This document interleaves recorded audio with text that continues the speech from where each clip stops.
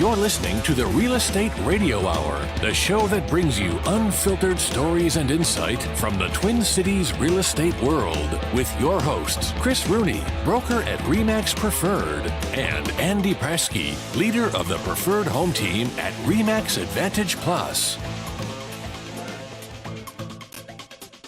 Boy, GI, how you doing?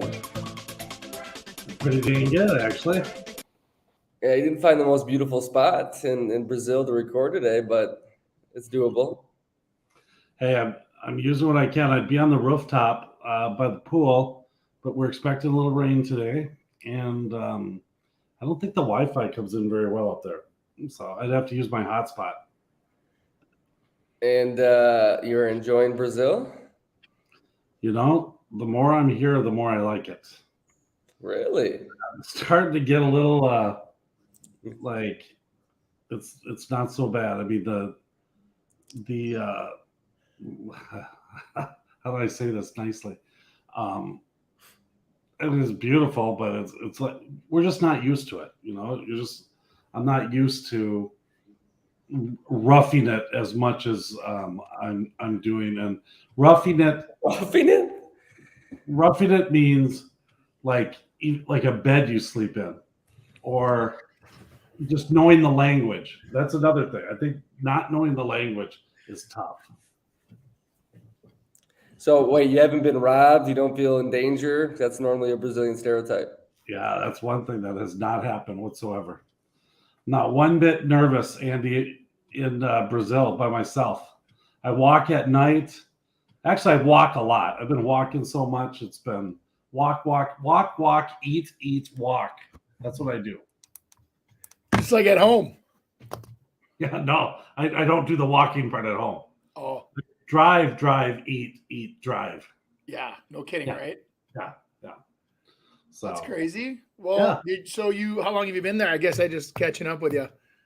Yeah, well, it left last Friday. I was absolutely slammed last week. It always happens when you're getting ready to go, and I had to do a bunch of appointments, so I wasn't able to do it last week. But we left on Friday. Didn't get here. We left it Friday at 3:00 and arrived in João Pessoa. This is where Nick lives. At around 7:30 on Saturday night. So it was we had all these flights, and then it was a 2-hour drive from the airport to his place. Wow. Favela. That's one thing I do want to kind of see, but I don't think I'll get to see is a favela. That's where they basically kind of, it's their own place. The police stay out of there unless they have to come in and kind of take a bunch of people out or something goes haywire. But mostly they just let them live on their own, and they basically have their own kind of town. So That's nice. quite interesting. I'm not so sure it's super family friendly, those favelas. Oh, That's what I'm guessing. So They say it's the safest place in Brazil, the favela. it's the safest place? Yeah, the most community, and nobody does any crime inside the favela. They just do it outside of the favela. Yeah, but a favela for me probably isn't the safest. No. Yeah, okay. Didn't think so. what? Why do they have it out for you at the Pavilla? No, it's just they kind of create their own rules. Since they kind of do crime outside there, but not inside. So it's quite interesting. I know one thing we have been doing is looking at a bunch of real estate, and we're only doing it to prepare for this show, Andy. That was it. Yeah. And the dollar, they have reels here, and we're looking at, it's about 5-1. Okay. And so, 100,000 reals here is 20,000 in the U.S. So it's interesting. We're going into these places where they're 800,000 and 1.5 million and 2 million, but you obviously, calculate those out, and they're not so bad. 2 million is $400,000. But been seeing a lot of different. It's really interesting, actually. We went and saw a penthouse. This penthouse was, I think, 362 meters, which is about 4,000 square feet. They had 4 bedrooms. Every bedroom typically has a bathroom, which is really interesting. And then had a deck, and it went all the way around on the ocean, and that was $400,000 for a person. So now trying to figure out with realtors kind of the differences between a Brazil and America from a contract standpoint. Right. And I'm not seeing a ton of difference, except for the fact that they don't have title insurance. And so I think it's really important that if you're an American looking to buy in Brazil, that you get the right attorney and make sure that you're covered on that. So, no kidding. Yeah.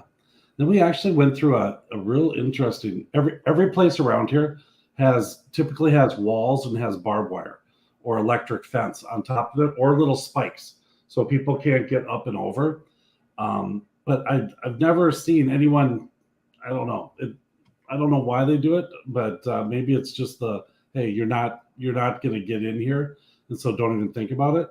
But then we went to this one area where it's gated around the whole thing, and then you go in, and you're so used to seeing these walls, and every garage door is like a gate that comes open and closes, and barbed wire. And you go into this one area, and all of a sudden, the homes are just got a little lawn in front of them, and you can see the front door. And very interesting, but I guess that's where a lot of the Americans live. They go in there to stay, but it's not like on the water, and the water is a big thing. It's winter here right now, and what winter means is it's like we have snow, they have rain, and so all of a sudden it'll just start raining, and it maybe rains. We were at Nick's practice last night, and it rained hard for like 3 minutes, and then it was done. Kind of like a quick little snow shower. So quite interesting, but their winters are, I think we're between 79 and 86 degrees so far that we've been doing here. So, those are nice winters. Yeah.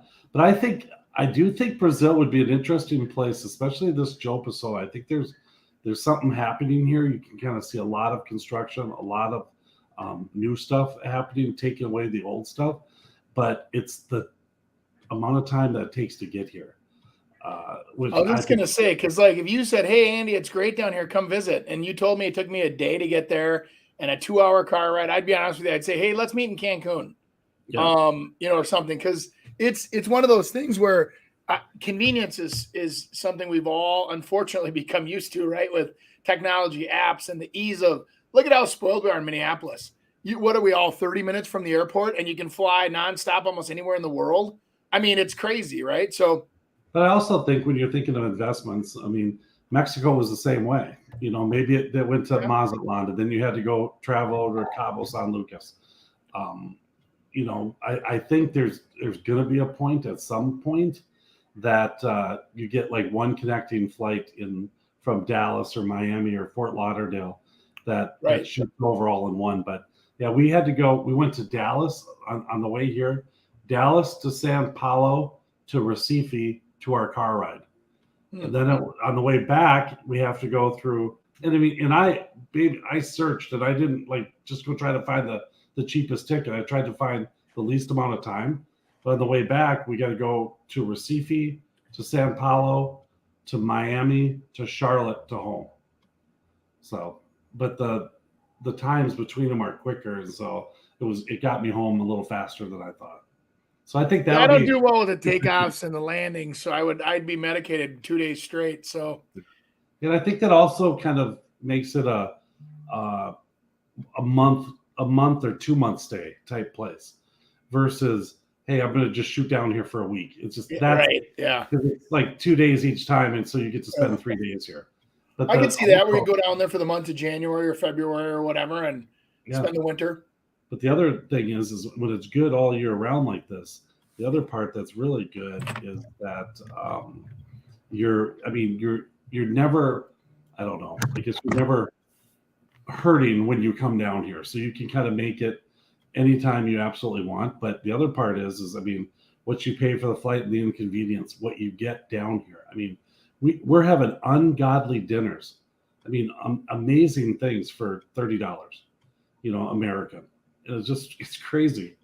So Pretty cool. Actually cool. I was at the beginning, I was like, oh Jesus, what am I doing here? But now I'm starting to kind of feel it a little. So that's good. I'm happy for you. So maybe if you want to invest, Andy, you can. How many months are you down there now, Chris? I wish. I did the 11-day thing, so I'll be back at the start of the week next week. But I wanted to see Nick's football game, and we thought we were getting 2 of them, but they moved one out, so I've got to see 2 practices. And then he plays on Sunday. So, yeah. Remember 3X for the jersey. 3X, yeah. Oh my God, I should have grabbed that one. Dang it, I had one at the place. I'm gonna get you a T-shirt. Nick says he has no idea if they even sell stuff at the game. But everyone at those games I've seen, they all have like T-shirts and everything. I'm like, they gotta sell stuff there. Of course, he's going to ask, but I haven't got an answer yet. It'd be fun for us to support the team when he's playing, Yeah, weird stuff, But anyways, that's all right. They'll say 3X. Who wears a 3X in Brazil? Nobody. Actually, a lot. 2 sizes too small. No, Andy, we don't fit in bad here at all. Oh, really? There's a lot of large people. That's what I thought was going to happen too. But I was like, wow. I had that happen to me again this week, where I had a gentleman that I met with, and our first meeting was on Zoom, and we met and we go over. We were looking at lots and new builds and whatever, and then we met in person to walk through a model. And he stands there and he looks up. He goes, "God," he goes, "you're a lot bigger than you are on Zoom." I said, I go, "Thank you." At least he was looking up, not like. I see. I don't understand. I don't know how that perception is placed, but anyway, whatever. I'm using the trick of the angle. Nick was comparing me to one of his linemen yesterday. I'm just like, Jesus. I mean, hey, it's time. It's time. I've spent like 4 hours in a pool, Andy, like stretching, and it's like, oh my God, I gotta start doing something. I know. Getting old is kind of fun, isn't it?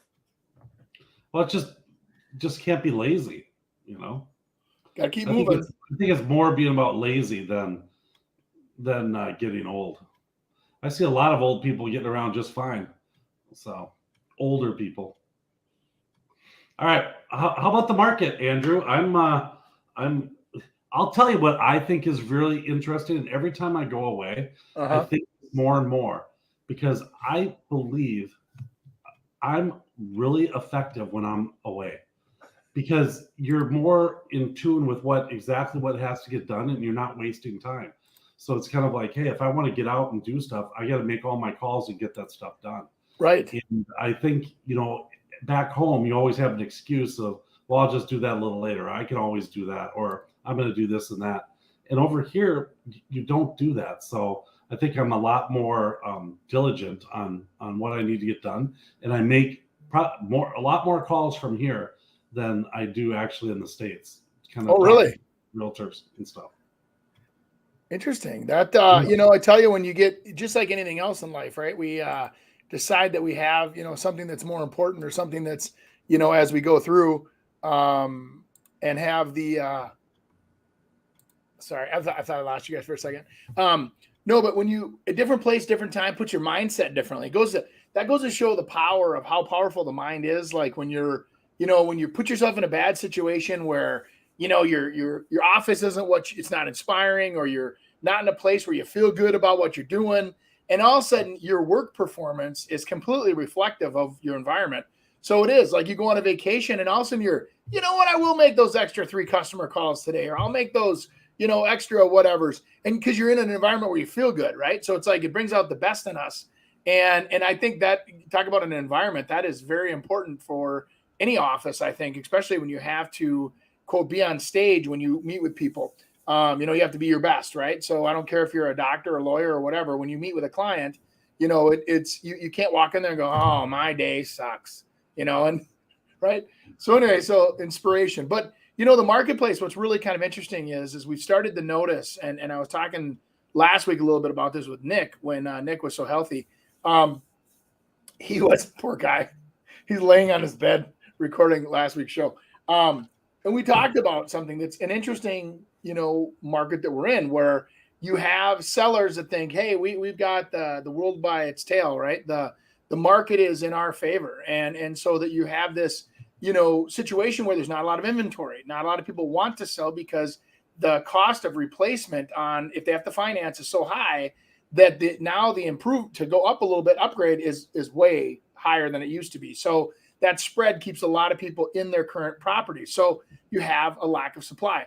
Buyers, on the other hand, have watched as they've been shopping, are watching rates go up. And if they've been in the market, for God's sake, since last year, they've seen rates almost triple, more than double. And so then you get a buyer that feels like they've already been picked on by the banks. So then they go out there to the sellers and they're trying to find that deal because they feel they've earned it, right? They've stuck out the marketplace and, hey, we're paying a higher interest rate than we did before, so you should give us a better price. And so it's almost an interesting balance, right? Where with financed buyers and with sellers is that they're at a impasse kind of where it's like, and I guess the good news is we're starting to see some more inventory trickle into the marketplace, where what I really like about inventory, Chris, is it brings a variety of motivation levels, right? Some people need to sell right now. Yep, they'll take that deal and they want to move on. And then there's that other buyer that comes along that says, if you get my price, I'll sell. And so that's what's nice, is that you can find somebody that maybe matches your motivation level and get deals done again. And that's the key, is we got to start getting deals done. The volumes are, when they show the maps and all the charts, they all show that we're doing just fine. But locally, we're starting to feel that lack of inventory. It's a pain in the what. But I think you also have buyers are a lot more picky now. I mean, we had one listing that we ended up having 3 open houses, probably had 10 each one, had over 30 showings. So that's 60 people going through that house. And maybe some of them were doubled up, but regardless, 60 showings. And we ended up getting one offer, and we worked it and did it. But it was one of those things that, this house was nice. And they might have left out a thing or two that they didn't do. And it just seems like buyers are a little unforgiving on that they want it done, and they want it done right and good. And then they'll purchase. Otherwise, they're going to really check out the market, make sure this is what it is. And hey, if it sells, it sells. If it doesn't, maybe I'll come back to it. Or, hey, there's more coming on. I'll just wait for that. The rates are a little high, I heard. And why wouldn't you wait? That's like you tell my sellers. Well, if I was a buyer, why would I not wait? Unless I literally was pinned into a corner of where I had to make a decision. My lease was up. I have nowhere to go. There's no family. It'll be a hotel or buy this house. Mm-hmm. Yes, that's a motivated buyer. But most buyers are super smart right now, and they position themselves so they don't have to be in that spot. And they're out there exploring what's out there, like you just said. You said it perfectly. And they're just kind of like, it's nice, but And I've also said showings. We used to get 10, 15, 20 showings like in the first few days. Now I'm starting to see where we're getting 1, 2, 3. If you do get an offer, that's the only offer you're going to see for a week and a half or 2 weeks. So the next offer is going to be a lot lower. So you want to work with that first offer, because we're starting to see that second offers coming in 30, 50. I got one of my other customers out new construction wise, and we're like, all right, this has been a model for too long. Let's get it sold. Reduced it $60,000. I reduced my commission. The builder reduced his profit to the point of where we're at almost nothing, right? Just dump it. And somebody comes in and offers us $75,000 under, and they won't even make the offer. Oh, hell no. No, we said, we'll keep it as a rental for that. I'll buy it and keep it as a rental. But the idea there is that, so those buyers that are out there, there's not a big quantity of them. And there's, the flow of buyers coming into the marketplace varies every week. So are there, brand new listing, brand new buyer, let's do a deal, right? In those markets, deals are still happening fairly quick. And some of the markets where I call them ponds, right? So you think about fish. And if there's only 3 fish in that pond, you throw it in there, list the house, and the 3 people show it, and one of the fish bites on the lure, right? Bring it in, you've caught your fish. Otherwise, you have to wait for that pond to have new fish in there, and it might take a month or 2 before there's more fish. And once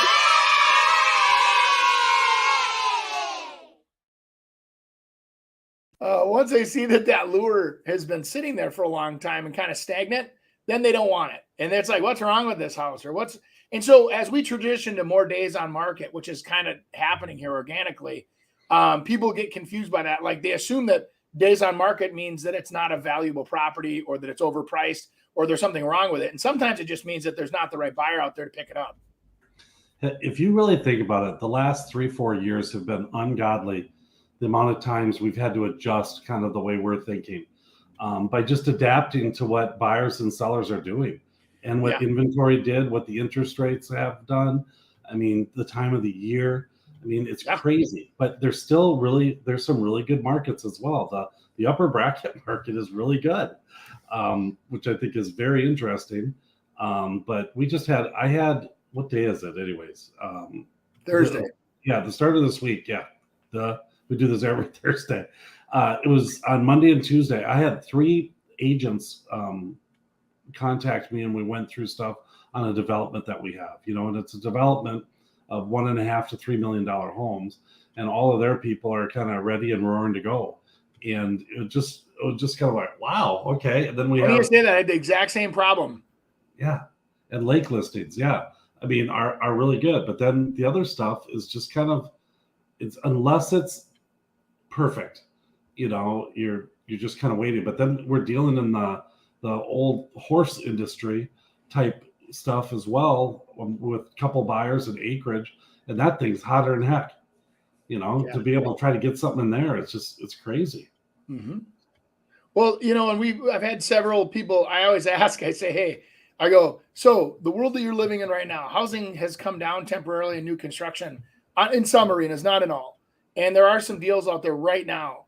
I said, do you live in a world where your prices in your world seem to be going down around you, like your gas or your food? Is a gallon of milk going down or is it going up?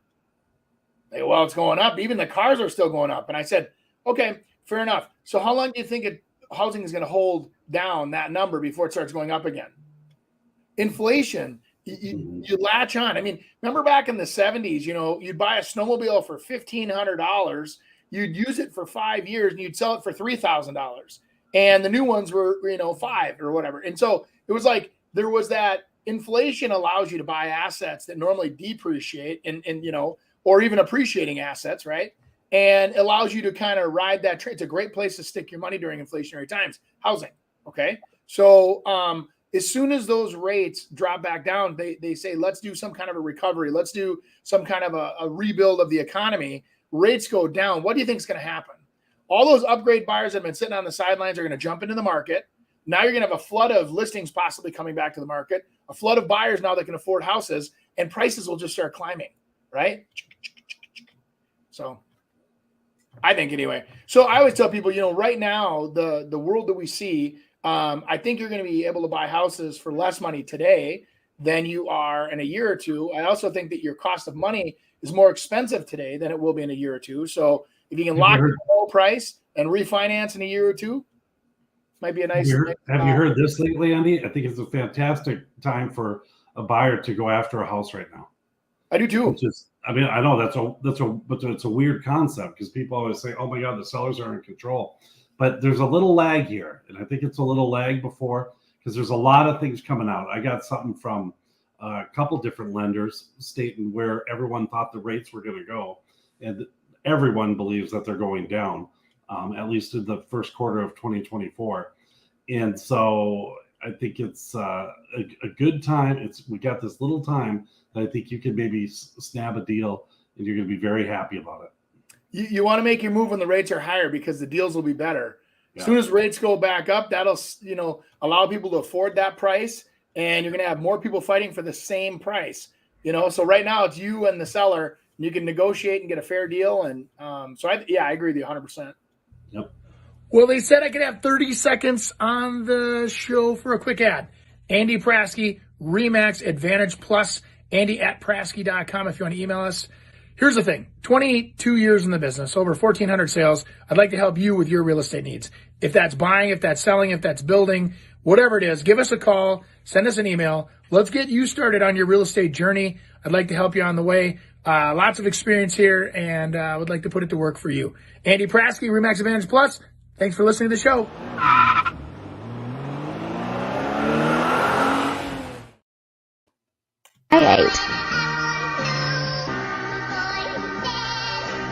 Oh, Section 8 story time. When I first got started with Section 8, I had a few properties all in the same block, and this tenant wanted to come look at the property to rent it. His name was Xavier. Xavier pulled up in a brand new BMW 750 in Arctic white with black interior. The thing was nasty. At the time I had an X5, so his car was more expensive than mine, which I thought was very ironic. We go through the property together, he's super happy with it, he signs a lease, everything is Gucci bandana. So before he leaves, he looks over at me and he's like, "You own more properties on the street, right?" And I was like, "Yeah, I have like 5 more vacant units." And he's like, "Look, my baby mama has a 3-bedroom voucher, my mother has a 2-bedroom voucher, can they rent properties from you too?" And I was like, "Hell yeah, no problem." So long story short, I end up leasing his entire family properties on the same block.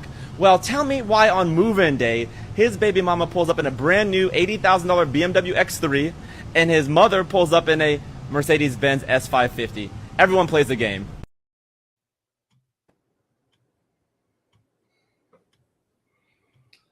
Yep. Well, that sounds like there's an ethics class that could be taught there.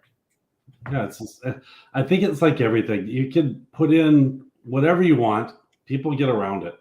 They find a way in which to be able to make it happen. So, don't get married. They pay for everything for you. If you have kids, it's just, I don't know.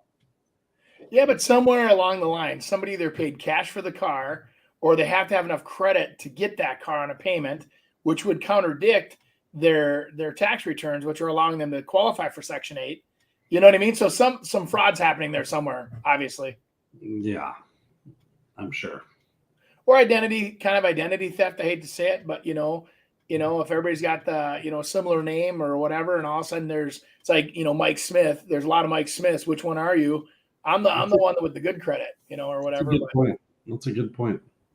I'll tell you one thing. When I was in the old rental business, when that kind of stuff happened, I ran because I knew something wasn't going to happen. There's they're getting the money, not everyone else. So I ran. So fair.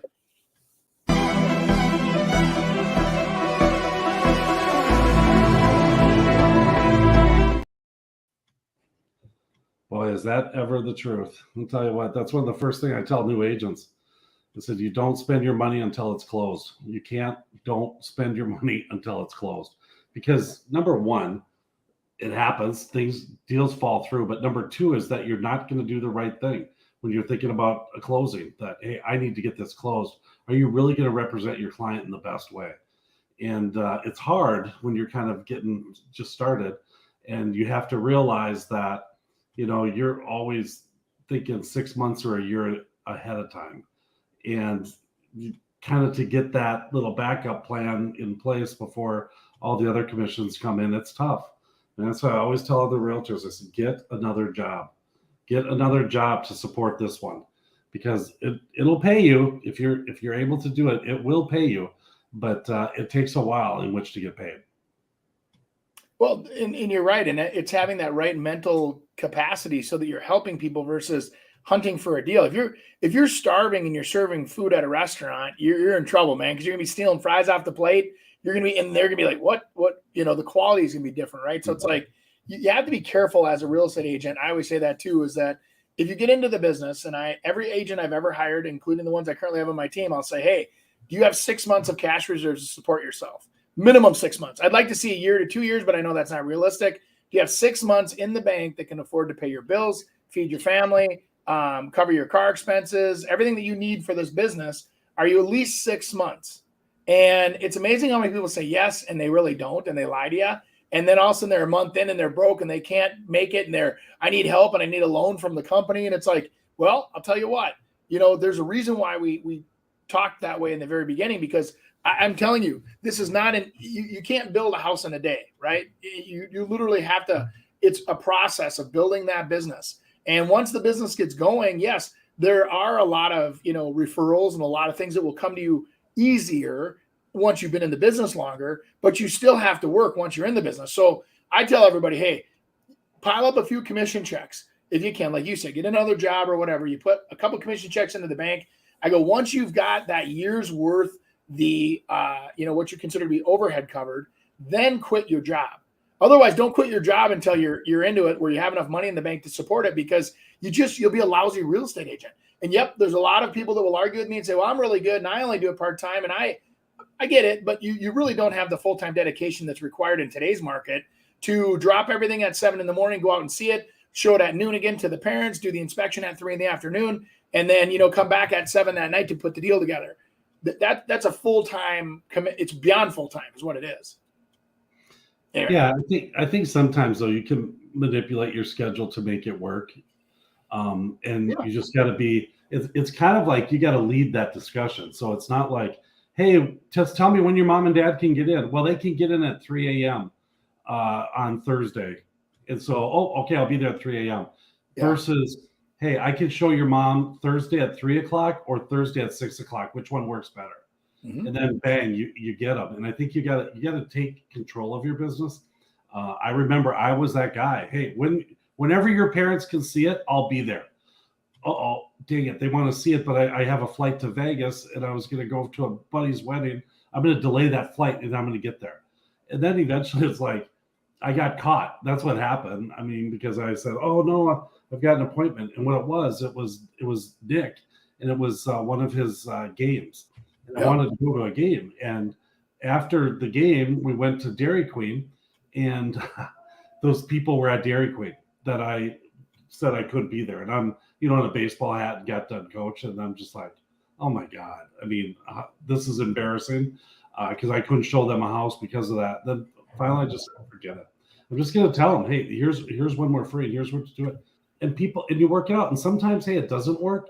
And you got to be able to, you know what? I might have to kind of miss that one to be able to make this happen. For the most part, though, you can make it work. You really can. I think so. That's why I also say, like right in the very beginning of when I'm working with people, I say, hey, to have that illusion that I'm available 24/7, I have to have a few business partners.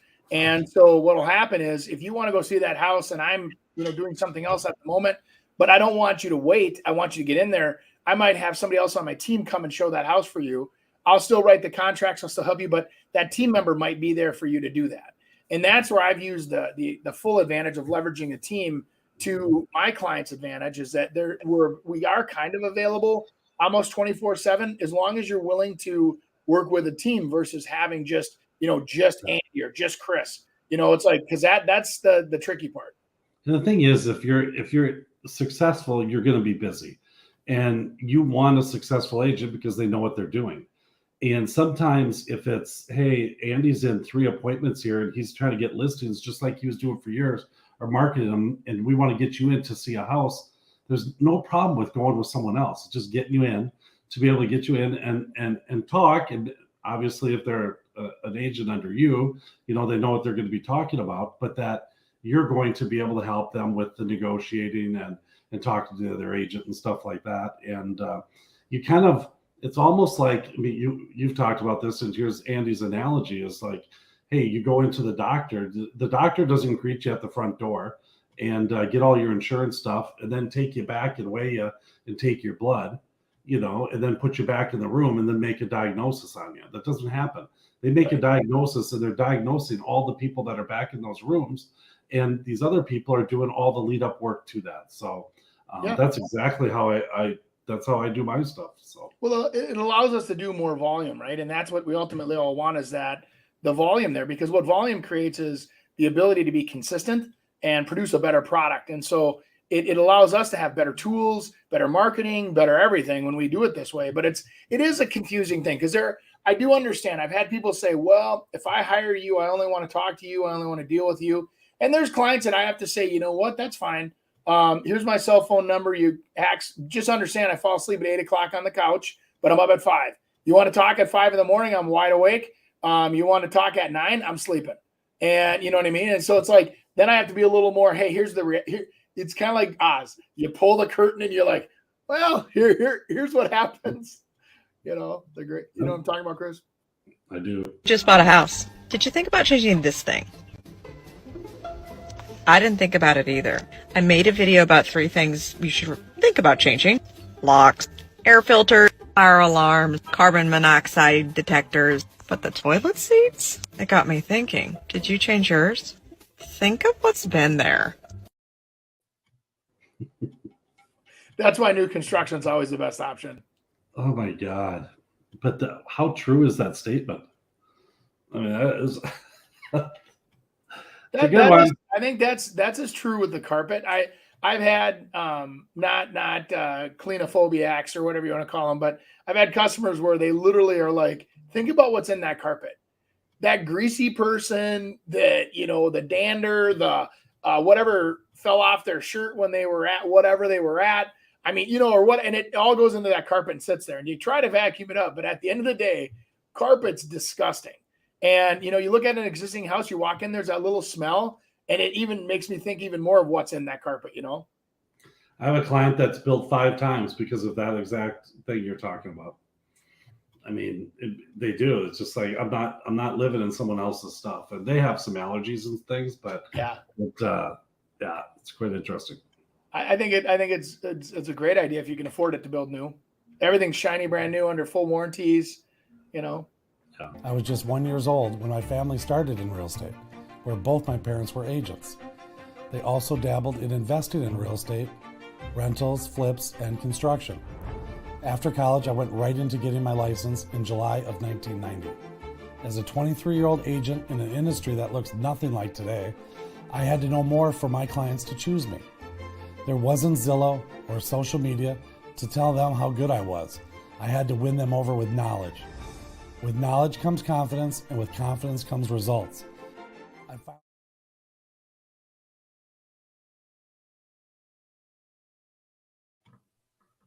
Whoa! You see my little daddy there. Nice. Kind of sad, but did you put yours up for sale now?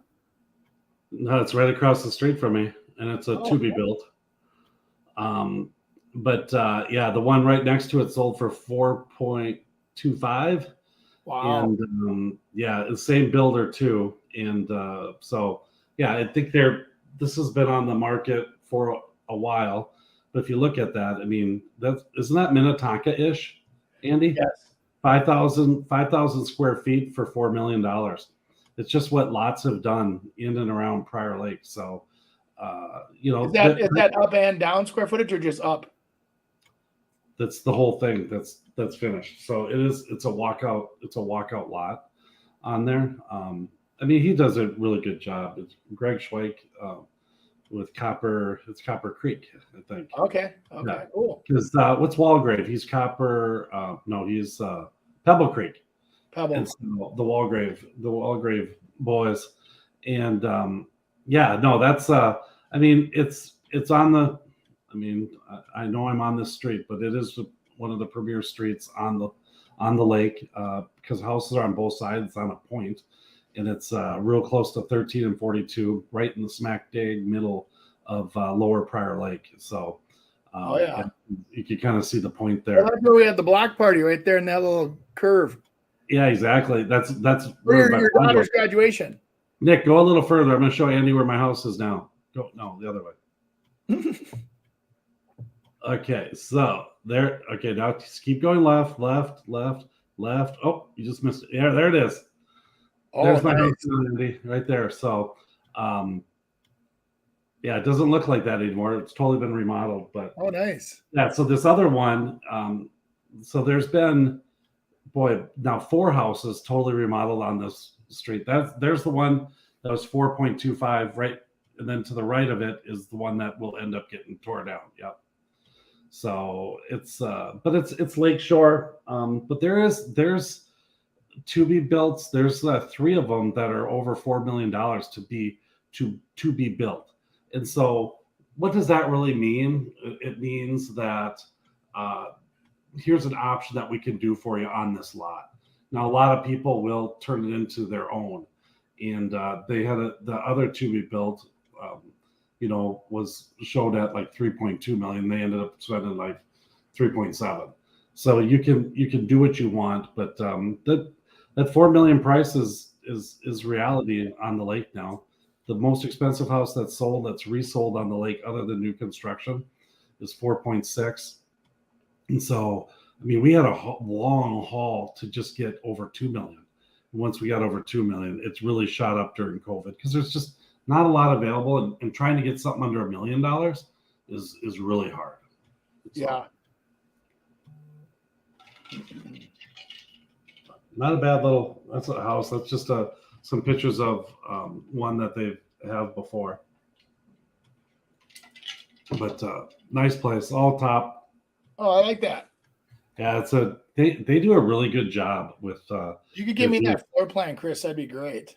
Yeah, I'll tell you what, Andy. That's almost like the one next door, and you totally wouldn't even recognize it because of how the stairway. See how that stairway is along the windows? The other house has that same thing. Oh, I think that is that house actually. That's right. Yeah, it's just kind of an example of what it is, but a total different view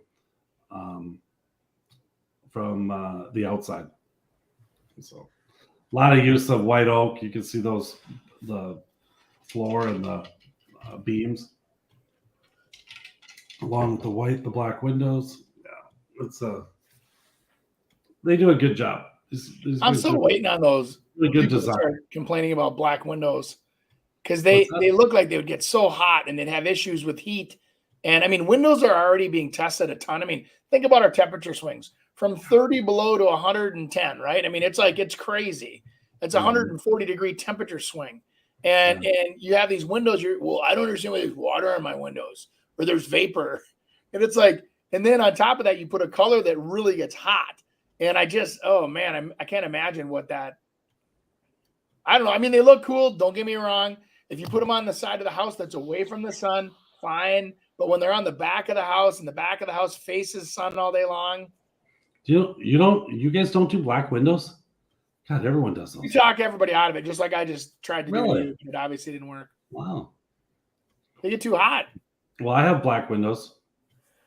Yeah, no, I'm not. Like I said, I like them because all the burglars come and try to touch them, and they just get. Yeah, that and the frame of your house lights on fire because it's so hot. Yeah, details. That's why you have insurance, Andy. Right. You can't open or shut your windows during the day because they're so hot to touch. I don't think they are at all. So I don't know. I'm gonna have to go test your theory. All I know is like you take out in the sun and you go out like on the boat, and we'll use like I have my Prasky coffee mugs and aluminum ones that I have, and it's black painted aluminum, and I have white painted and I have blue painted, and I'm telling you, it's just like they taught you in science class. The white ones are cool to the touch, the blue ones are warm, and the black ones are so hot it literally you have to put a towel around them to pick them up. Really? Facts. Wow. Now I'm going to definitely test your theory because I have those. You should give me some too of those mugs. Yeah, I had to steal some from Lisa. You're probably right. Lisa, her naughty or ones. My those were very popular up at the cabin. Everybody likes those. Yeah, because they're real, but they're naughty. Yeah, there you go. Oh boy, 16th among U.S. states building the most homes, Minnesota. Isn't that something? Yeah. What do you think of that, Andy? You're pretty enthralled with that whole. What do I think of it? Production building.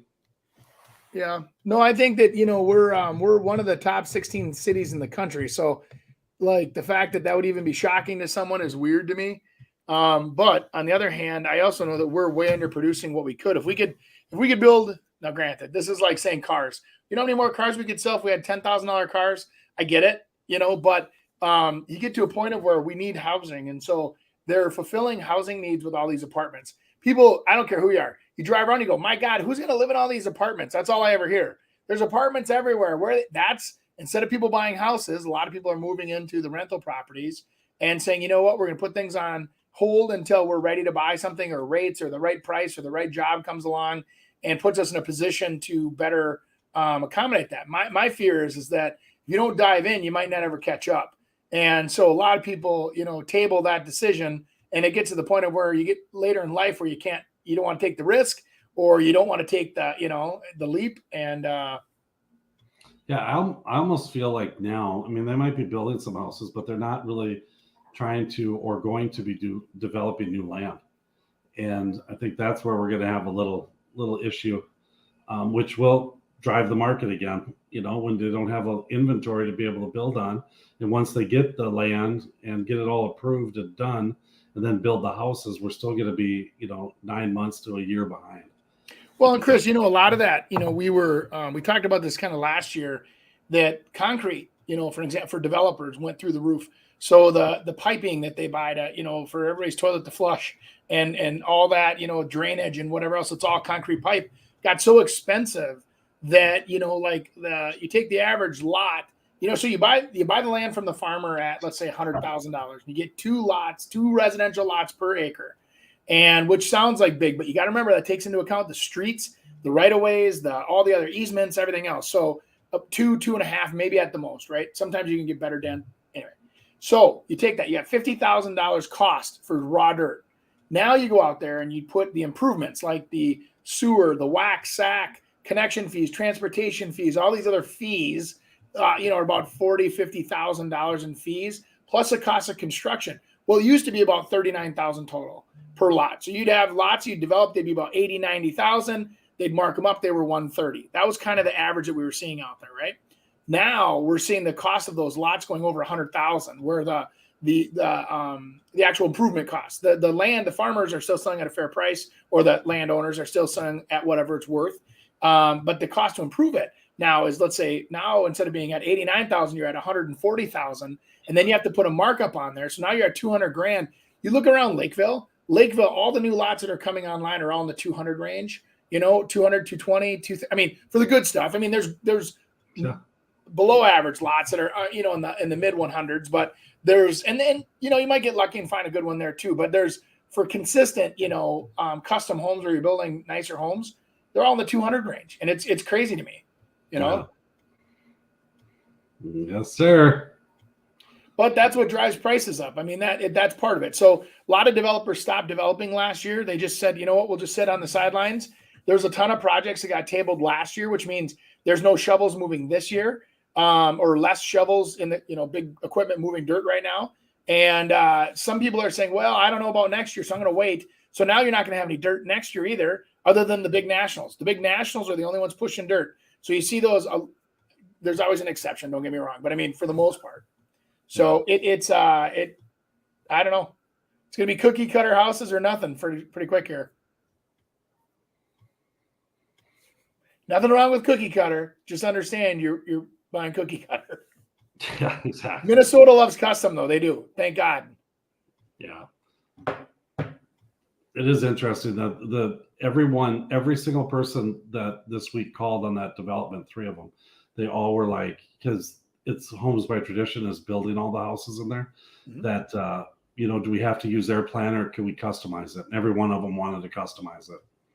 It costs more money because they've never done it before, but because you're not gonna not cover yourself, I guess, when you're doing that. So, well, when you also think about the economies of scale, when somebody picks a plan that builder's built 100 times before, they know how many screws they need, how many nails they need, how many 2x4s they need. They have it, and then they can wiggle the pricing down to where they have it really dialed in. Versus custom, they have to kind of guess. And guess margin is sometimes 15% or 20% that they guess. So now $1 million house is $1.2 million because they have to protect themselves. And so that's where, it gets expensive when you custom. Yeah, true. What are you guys doing today down there? I don't know. Do you see I'm growing my goatee back, Andy? Oh, you should use black marker and fill that in a little bit, and it would show a little better, Chris. Okay. By the time I get back, it's going to be thick. Hey, what are we doing? We're going to go check out that 3-bedroom place on the beach. And then we're going to this old place for the sunset. And this guy for 20 years sits on a boat and plays the saxophone while the sun sets. He's like, that's awesome. Yeah. So we'll get a video, send it to you, Andy, or put it on here next post week. some pictures. It'd be fun to see what you guys are up to. Yeah. I got some more historic stuff. I like these little historic homes in St. Paul. I want to hear your guys' thoughts on this one. Oh, nice. Yeah, that's those are condos.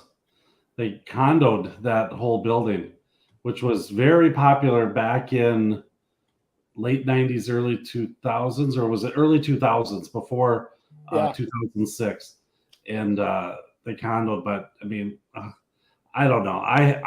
It was the last rental property that I sold. I had an old mansion down in Minneapolis, and I absolutely loved it. I loved the ornate woodwork, and we had condoed it as well into 4 different units. But I think I love these. What about you, Andy? Would you go for them? I helped my brother back in the day buy one where they it was a big old in kind of on the edge of Kenwood, right on the edge of Lowry Hill there. We bought a place, and it was 3 levels on the main floor, middle, and then the upper and the up, but they didn't have an elevator. So the upper floor, you got to be young to run up 3 flights of stairs with your groceries. My brother picked the middle floor, which I think is perfect. And then everybody down in the basement had a little like storage place for your bikes or whatever, but then they built the garage behind. So everybody had their own private parking as well. So there wasn't much of a backyard on the unit that he had, but they had a big garage and then the storage down below. But the main level unit also had a little family room in the basement, which I think was pretty sweet. You know what I mean? So you can go down there and was that part of days, nice and cool. Was that part of everyone could use that, or just the one? No, the family room in the basement was just the lower level, the main level units. Yeah, and I think those are neat too when they do these old houses and they actually give you a couple stories, and how they split them off. I think that can be a real big factor in getting them sold. Have you ever been to one of Brothers' Halloween or Christmas parties? What's that? The life coach. Have you ever been to one of his Christmas party? Holly, you should. No, I can imagine. Come check it out. I'd love to, but look at how they redid that. I mean, they just they tried to use some historic but made it new, and given people. So this is 650,000. How much? How many square feet is it? Well, look at the base trim over there on the far right too. Like they've got that 11-inch tall base trim, which I love. 650, built in 1886. Jeez. Oh wow. To move the home away from its original site near XL. So that was sitting right there because they moved that down by the river. I'm sure that's the size of the house. That's like the James J. Hill area. Yeah, I bet you that developer, whoever bought it, got it for a deal. One of those $1 deals. Totally updated it and turned it around. I mean, yeah. Yeah. I like that. A lot of times those older houses too, have the floors that aren't perfectly flat. And so, even looking at as I'm sitting here looking at the floors, and they spent a lot of money to put those floors in there nice and level.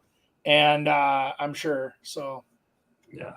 But that's some of the quirks and the cool stuff is the uneven floors, that people should have. But that's what I'm saying. Yeah, I agree. I mean, these guys looks like they there you go. The back garage. Perfect. That's huge. Big time. That's obviously added after the fact. I mean, when I saw that glass block, I'm like, in 2001, that totally makes sense when they just remodeled it after they got there. So yeah, I think that's super neat myself. I'm assuming the garage is over there. Okay. To the side. Wow. Big property. Yeah, it is. And then look at all the off-street parking too. That seems really cheap for how much. It seems very fair. Yeah. Well, the square footage might, it might be 1,800 square feet, you know what I mean, for 650, but it's unusual. It looks like it's under some power lines, which sometimes scares people. And it's kind of like you're into that on its own. It's all by itself, and I don't know. Right. That might be the thing, is that's why it was the developer got it cheap, because it was put into an area that maybe normally that level of buyer wouldn't have looked at, but because it's such a value, they did. Yes, sir. Anything you guys got coming up you want to talk about? Exciting? Well, anybody looking for acreage? I've got some couple acreage properties coming in the North Metro. I've got some up in Zimmerman coming. I've got one over in Hugo coming. So, if you're looking for that, let us know. We'll get you out there as soon as we're allowed. Yeah, if you could get me one kind of more towards Corcoran or Loretto, Delano for 700,000, I would appreciate you. Do you know how long I looked for a guy to find him a property under $1 million in Hanover? It was almost a year before we could find a place. Wow. Yeah, the pricing out there is very stable, to say the least, and it's very desirable. People like that west side of town up there, for sure. Good. Lakeshore. I got a lot of fun little lakeshore properties. So that are coming, that are off market, that are if you're looking for lakeshore, I got from 850 to 4.1 million. Big range. That's a nice menu of pricing. Yeah. Then I should set 2.2 and 2. So there's some differences in there now. Have you ever thought about making this a full-time career for you, Chris? You might be good at it full-time. I think this part-time gig might be better. I've got a deal done while I'm here. I mean, it's no one even knows I'm here. Right. So it's kind of now they do, but that's my wife, my poor wife. She can't stay. She can't have a secret in her life, right? So if I'm like at the cabin and I'm cutting a deal, she like makes a point to tell them that we're at the lake, and I go, nobody cares that we're at the lake. Nobody cares that we're out of town. They're still communicating. We're getting the deal done. Why do you have to tell them that? It's like, and it's so true. That is one of the things that I try to do too, Chris. Sneak away, stealthy little sneak off and go have some fun and still conduct some business and I'm not even stealthy about it. I'm not even stealthy about it. I don't think I could enjoy a vacation if I wasn't able to do that stuff. You know what I mean? And it's what do you do on vacation? Again, you eat, sleep, go to the beach, lay by a pool. I mean, I have to have something more that stimulates me than just that stuff. So and relax. Right. I'm bringing you to the how do you relax? What? Today I'm bringing you to Centro, the more shady part, and we're going to see an old cathedral. So we'll get you out of your routine. He's probably telling me I can't bring my phone out. He says if I bring my phone out, it's going to be stolen from me. Not where we're at, but over there, yes. Oh, wow. You guys are crazy. I would see that'd be the place I'd avoid. Hey, he is crazy. Yes. We're not crazy. We follow him, and it was just like, oh God. I wish you knew the half of it, Andy. This good. Well, we all get our thrills different ways. So everyone else, make sure you click that link. Okay, our websites are on there everywhere we stream all our videos. Ask us any questions, send it in on Facebook, and then we'll see you next week. I'll be getting my thrills from a nice Dairy Queen Blizzard while you guys are knife point in Brazil. So we'll see.